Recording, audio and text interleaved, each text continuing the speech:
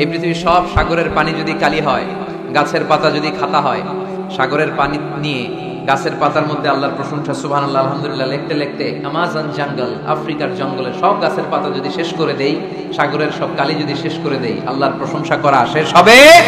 সাগরের জলকে কালি করে, গাছের পাতাকে খাতা করে, তোমার মহিমা লেখা শেষ হবে না, যদিও লিখি প্রভু জীবন ভরে। সাগরের জলকে কালি করে, আল্লাহু আকবার। এজন্য আল্লাহ বললেন, কুল লাউ কানাল বাহরু মিদাদান লিকালিমাতি রাব্বি লানাফিদাল বাহরু ক্বাবলা আন তানফাদা কালিমাতু রাব্বি ওয়ালাউ জিনা বিমিসলিহি মাদাদা।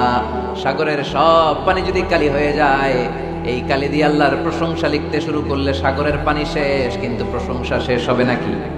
জোরে বলেন। এজন্য প্রশংসা করতে হবে একজনের, তিনি কে? আল্লাহর প্রশংসা করব বেশি বেশি নাকি কম কম? আরো জোরে, বেশি বেশি না কম কম?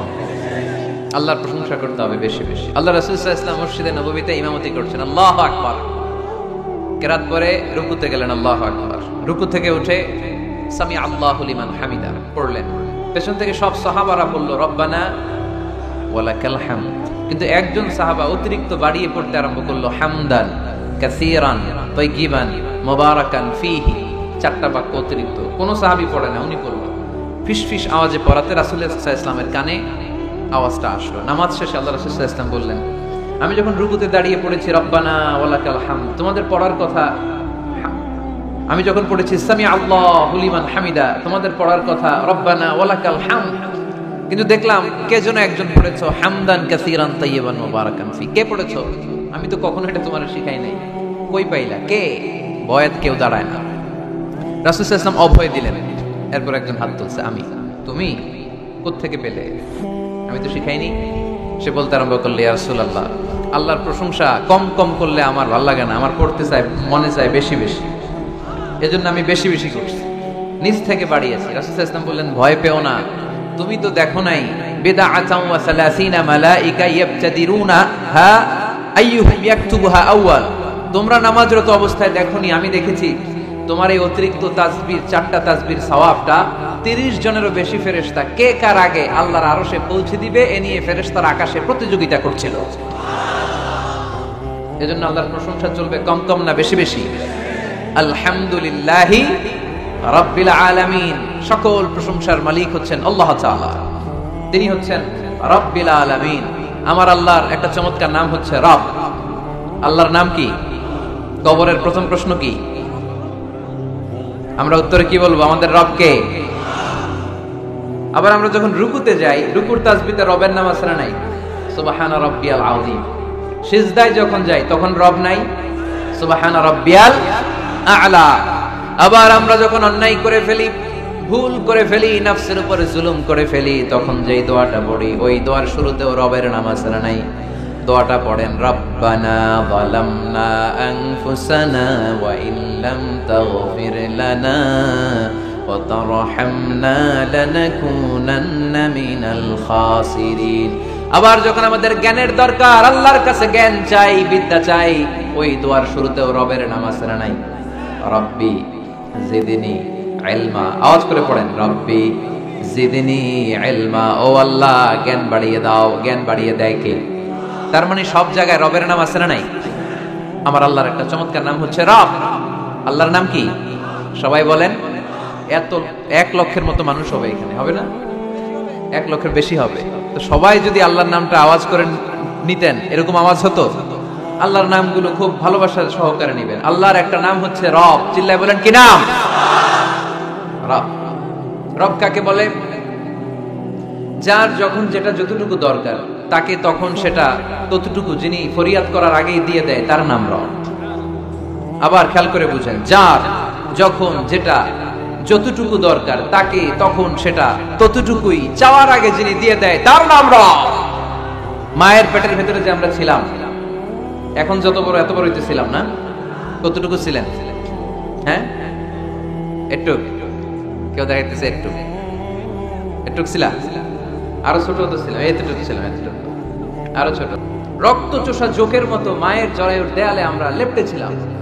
নুতফা, আলাকা, মুদগা, sperm drop, then the blood clot and finally the little flesh. কিচ্ছু ছিল না আমার। আস্তে আস্তে আল্লাহ আমাকে বড় করলেন। আমার রেসপিরেটরি সিস্টেম চালু হলো, আমার ডাইজেস্টিভ সিস্টেম চালু হলো, আমার কান হলো, আমার নাক হলো, আমার হার্টের দুইটা পার্টিশন হলো। তারপর শুরু হলো সিস্টলিক, ডায়াস্টলিক, অলিন্দ নিলয়, ধপ ধপ দম নেওয়া শুরু করলাম। এক মুহূর্তের জন্য যদি দম বন্ধ হয়ে যায়, আমার কোনো অস্তিত্ব থাকবে না মায়ের পেটের ভেতরে। দুনিয়ার কোনো কবিরাজের কবিরাজি কাজে লাগে নাই, কোনো ডাক্তারের ডাক্তারি কাজে লাগে নাই। এই 9 মাস, এই 10 মাস মায়ের পেটের ভেতরে আমাকে খাবার দিল কে? অক্সিজেনের ব্যবস্থা করে দিল কে? আমার এই নারের সাথে আমার মায়ের জরায়ুর একটা কানেকশন ছিল, ওই লাইন দিয়ে আল্লাহ আমারে খাবার দিত। মায়ের পেটে থাকা অবস্থায় আমার যে এরকম খাবার লাগবে, অক্সিজেন লাগবে, এই খাবার আর অক্সিজেন পাওয়ার জন্য তো আমরা অ্যাপ্লিকেশন করছিলাম আল্লাহর কাছে, তাই না? করেন নাই? আপনারাও করেন নাই? তার মানে চাওয়ার আগেই দিয়ে দিছে, ঠিক কি না? এরপর দুনিয়াতে আসার সাথে সাথে দুনিয়ার মানুষেরা ওই নারের কানেকশনটাকে কেটে দেয় নাকি রেখে দেয়? কেটে দেয়। একটা মাত্র খাবারের লাইন, ওই খাবারের লাইন দিয়ে আল্লাহ আমারে খাবার দিলেন, অক্সিজেন দিলেন, পানি দিলেন।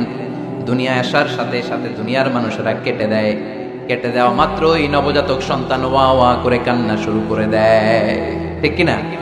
আমরা শুনি ওয়া ওয়া, আসলে সে আল্লাহর কাছে ফরিয়াদ জানায়, কেঁদে কেঁদে বলে, আল্লাহ একটা মাত্র খাবারের লাইন ছিল, ওইটা দিয়া আমার নাভির সাথে মায়ের জরায়ুর কানেকশন করে 10 মাস তুমি খাবার দিলা, পানি দিলা, অক্সিজেন দিলা। দেখো দুনিয়ার মানুষ কত নিষ্ঠুর, একটা খাবারের লাইন ওইটাই কেটে দিছে, আমি খাবো কি? আল্লাহ বলে নো টেনশন, যে আল্লাহ মায়ের পেটের ভেতরে গোপনতম প্রকোষ্ঠে তোরে খাবারের ব্যবস্থা করেছি, ওই আল্লাহ এখনো আছে না নাই?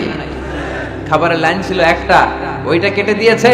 এখন দুনিয়ার বুকে তোর মায়ের বুকের ভেতরে আমি খাবারের 2টা লাইনের ব্যবস্থা করে দিলাম।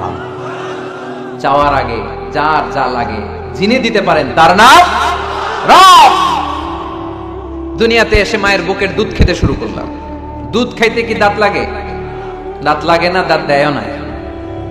বয়স আমার বাড়তে শুরু করলো, সময়ের বিবর্তনে, কালের আবর্তমানে আমার বয়স 2, 3, 4। এখন তার দুধ খেলে চলে না, এখন আমার মাছ খেতে হবে, গোশত চিবোতে হবে, হাড্ডি চুষতে হবে। দাঁতের দরকার আছে না নাই? যখন দাঁতের দরকার ঠিক তখনই দাঁত দিল কে? এই দাঁত সময় মতো পাওয়ার জন্য কারা কারা আপনারা অ্যাপ্লিকেশন করছিলেন অনলাইনে? অনলাইন অ্যাপ্লিকেশন করছিলেন যে আল্লাহ বয়স যখন 2, 3 তখন কিন্তু গোশত চাবাবো কুরবানির সময়, আমার কিন্তু দাঁত লাগবে, আগে আগে সিরিয়াল দিয়ে রাখলাম, দাঁতটা কিন্তু সময় মতো দিবা। চাইছিলাম চেয়েছিলাম আমরা, যা যখন যেটা যতটুকু লাগে তাকে তখন সেটা ততটুকু চাওয়ার আগে যিনি দিয়ে দেয় তার নাম কে? আলহামদুলিল্লাহ রাব্বিল, তার নাম রব্বুল আলামিন। চিল্লায় বলতে হবে তার নাম। আরো জোরে কি নাম? কে গড়েছেন আকাশ মাটি অবাক প্রকৃতি, কে দিয়েছেন ঘুমন্ত রাত মিষ্টি প্রভাতী। কে গড়েছেন আকাশ মাটি অবাক প্রকৃতি, কে দিয়েছেন ঘুমন্ত রাত মিষ্টি প্রভাতী। বিশ্ব নিখিলকার ইশারার ক্ষমতার অধীন, বিশ্ব নিখিলকার ইশারার ক্ষমতার অধীন। পড়েন রব্বুল আলামিন, আমাদের রব্বুল আলামিন। পড়েন রব্বুল আলামিন, তিনি যে রব্বুল আলামিন। সুবহানাল্লাহ পড়েন, তিনি হচ্ছেন রব্বুল। এজন্য আল্লাহ বললেন আলহামদুলিল্লাহি রাব্বিল আলামিন, সকল প্রশংসার মালিক আমি এমন আল্লাহ, আমার নাম হলো রব্বুল আলামিন। সুবহানাল্লাহ পড়েন। আলহামদুলিল্লাহি রাব্বিল, সকল প্রশংসার মালিক কে? আর তিনি হলেন রাব্বিল আলাম, মানে একটা জগৎ, আলাম আলামিন মানে বহু জগৎ, মাল্টি ডাইমেনশনাল ইউনিভার্সের তিনি মালিক। সাগর জলের যে জগৎ, প্রাণী জগৎ, অদৃশ্য জগৎ, এই সবগুলো জগতের মালিক কে? এরপর আল্লাহ বললেন আমার পরিচয় এখানেই শেষ না, আমি আল্লাহ দয়ার সাগর, আমি আল্লাহ মায়ার সাগর। তিনি কতটা দয়ালু, কতটা মায়াবী পরিচয় দিয়ে বললেন আর রহমানির রহিম। পড়েন আর রহমানির রহিম, আমি দয়ার সাগর, মায়ার সাগর। সবচেয়ে বেশি দয়ালু কে? কার কাছে হাত পেতে দিলে কখনো খালি হাতে কেউ ফেরে না? কেউ ফিরে না খালি হাতে, আল্লাহরে তোর দরবারেতে। পড়েন, কেউ ফিরে না আল্লাহরে তোর দরবারেতে। আল্লাহর চেয়ে দয়ালু কেউ আছে? আমার বাবা মা আমারে যত বেশি ভালোবাসে তার চেয়েও বেশি ভালোবাসে আমারে কে? আমি আমারে যত বেশি ভালোবাসি আমার চেয়েও আমারে বেশি ভালোবাসে কে? এজন্য আল্লাহ বললেন ওয়াসিআত রাহমাতি কুল্লা শাই, সব জায়গায় আমি আল্লাহর রহমত আর বরকত। আমার রহমত ছাড়া এক ফোঁটা বৃষ্টি জমিনে পড়ে না, আমার রহমত ছাড়া কোনো ফসল খেতে একটা দানা পানি জন্মায় না, আমার রহমত ছাড়া একটা গাছের পাতা জমিনে ঝরে না। সব রহমতের মালিক কে? মেরাজের রাতে বিশ্বনবী দেখলেন আরশের মধ্যে একটা সাইনবোর্ড। আরশের মধ্যে কি? সাইনবোর্ডে বড় করে লেখা সাবাকাত রাহমাতি গাদাবি, সাবাকাত রাহমাতি গাদাবি, সাবাকাত রাহমাতি গাদাবি। মানে আমার রাগের উপরে আমার দয়া বিজয় লাভ করেছে। আল্লাহ ওখানে সাইনবোর্ডে লিখে রেখেছেন আরশে, আমি আল্লাহর রাগ আছে, আল্লাহর রাগ নাই। আবার আমি আল্লাহর দয়া আছে, আল্লাহর দয়া নাই। আল্লাহ সাইনবোর্ডে লিখেছে আমার রাগও আছে দয়াও আছে, তবে জেনে রাখো আমি আল্লাহর রাগের চেয়ে দয়া বেশি, রাগের চেয়ে মা বেশি, আমার রাগের চেয়ে আমার ভালোবাসা বেশি। চিল্লায় পড়ি আল্লাহু আকবার। রব্বুল আলামিন কতটা দয়ালু, দয়া মায়া ভালোবাসাকে রব্বুল আলামিন 100 টুকরা করলেন। 100 টুকরা করার পরে 99 টুকরা দয়া মায়া ভালোবাসা আল্লাহ নিজের কাছে রেখে দিলেন, আর গোটা বিশ্বের সব মানুষের মধ্যে 1 টুকরা ভালোবাসা ঢেলে দিলেন। আমরা সবাই মিলে ভালোবাসার কয় টুকরা? ওনার কাছে কয় টুকরা? চিল্লায় বলেন কয় টুকরা? আর আমরা সবাই মিলে আদম আলাইহিস সালাম থেকে শুরু করে কিয়ামত পর্যন্ত সবাই মিলে 1 টুকরা ভালোবাসা। ওই ভালোবাসার ঠেলায় এই যে আসতেছে বিশ্ব ভালোবাসা দিবস, বিশ্ব বেহায়া দিবস। কিশোরগঞ্জে এই প্রোগ্রাম ছিল গত বছর 14 ফেব্রুয়ারি। ফুলের দোকানে কোনো ফুল নাই, আমি তোমারে ভালোবাসি। সব ভালোবাসা নিয়ে গেছে, কোন ফুলের দোকানে কোনো ফুল ছিল না। আহা, 1 টুকরা ভালোবাসা পেয়েছিলাম। ভালোবাসাটা আল্লাহ 100 পিস করে 1 পিস গোটা বিশ্বে সবার মাঝে ছড়িয়ে দিয়েছে। ওনার মাঝে রেখেছে 99 টুকরা। ওই 1 পিস ভালোবাসার ছিটে ফোঁটা আমি পেয়েছি, উনি পেয়েছে, উনি পেয়েছে, আমরা সবাই পেয়েছি। কিয়ামত পর্যন্ত যারা আসবে সবাই পাবে। তারপরেও কি ভালোবাসার টান! আহা, ভালোবাসার গান আছে না নাই? ভালোবাসার নাটক, ভালোবাসার ফিল্ম।